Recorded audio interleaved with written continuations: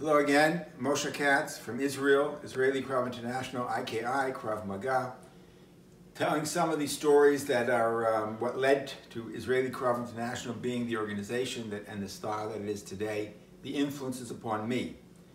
In Judaism we say, whoever says something in the name of he who said it, brings a blessing to the world. Kol ha'omer davar b'shem omro mevi gula la'olam.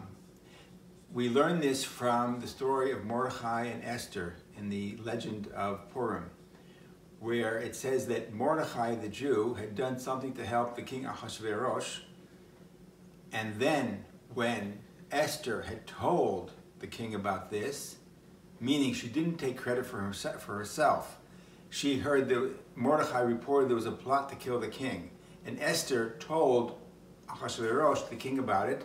So in the end, Ahasuerus rewarded Mordechai and rewarded the Jews as a whole, and the evil decree against the Jewish people was averted. So from here we say, don't take credit yourself. If you learn something from somebody else, you say it in their name. When you study the Talmud, it will always say, Rabbi Yehuda said in the name of Rabbi Meir, who said in the name of Rabbi Yossi, and so forth. You give credit. So I'm giving credit over here. So Arthur, Professor Cohen, became a teacher to me and a friend and a role model, and more like family.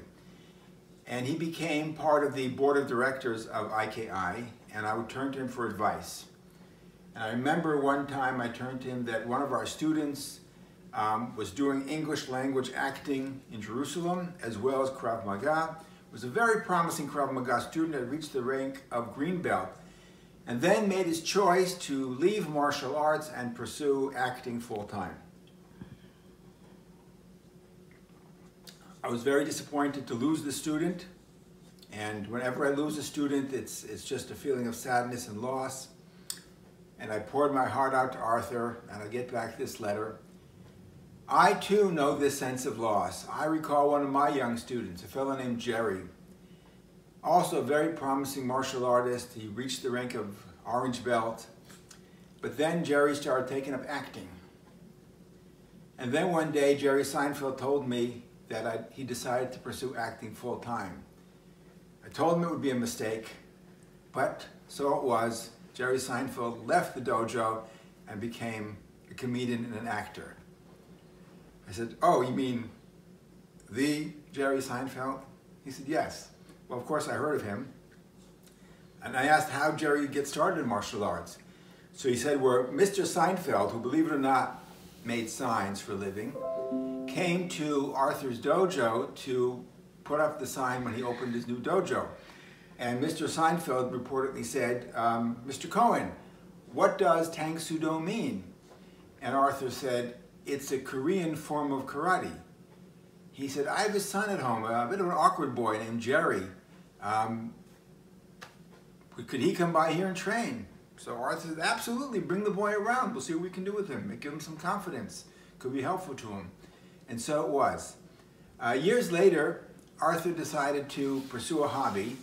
Apparently, he was told by someone that you can't be only focused on martial arts. Apparently, his wife wasn't happy that his career was martial arts, his hobby was martial arts, his passion was martial arts.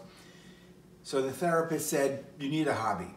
And he gave him some ideas what he could do: gardening, woodcraft, comedy. So Arthur said, comedy? Well, there's something I can do. If Jerry can do it, I can do it too. So Arthur took a comedy course. And he said he studied for 100 hours. And I said, how'd it go, Arthur? Well, he said, eventually we did have a stand-up night, and that was my test.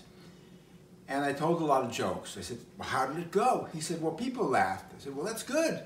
He said, well, they were all my students. All my black belts were required to come and watch my test. So they all laughed. But there was one nasty guy, a heckler, and he kept saying, hey there, you, Cohen. I heard you're a karate instructor. What are you going to do if someone comes at you with an electric chainsaw? So Arthur said, I'm going to pull out the plug. I said, Arthur, that was terrific. The course paid off. Then Arthur told me that there was an episode of Seinfeld which I saw later on. I have the entire series right here behind me someplace. It's the only series that I own is the entire Seinfeld TV series. And Arthur said there was an episode where Kramer studies karate. And Arthur watched the episode and was disappointed that they chose somebody else. He says, why didn't Jerry call me? I'm his real karate instructor. I'm his, authentic karate instructor. Why did he choose that actor? So I said, well, that's how TV goes, Arthur. They chose the stereotype, a short Asian man rather than a tall Jewish man to be the karate instructor. Such is life. But there were a few episodes where Jerry does show his karate skills in the Seinfeld series.